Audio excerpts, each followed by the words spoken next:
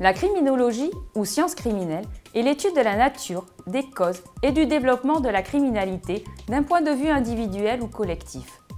C'est un champ interdisciplinaire qui fait appel à de nombreuses compétences telles que la psychologie, le droit, la sociologie ou l'économie.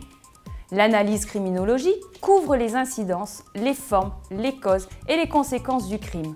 Dans le cadre de l'entreprise, le criminologue va tenter de comprendre les comportements déviants pour ensuite adapter des méthodes de prévention face à une criminalité devenue protéiforme et souvent mondialisée.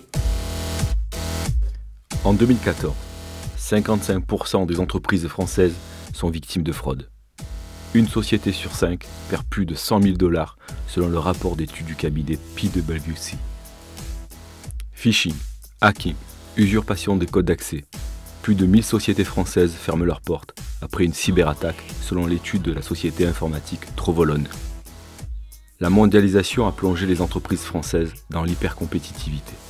Dans ce contexte, l'information est devenue la matière stratégique par excellence.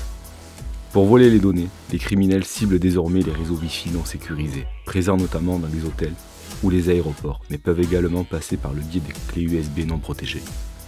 120 milliards d'euros, ce que coûterait par an la corruption aux États européens selon la Commission européenne. Face à la corruption, les chefs d'entreprise et les managers sont sujets à des risques accrus par le contexte économique actuel. Toute entreprise, quelle que soit sa taille ou son activité, subit toutes sortes de vols ou de cambriolages.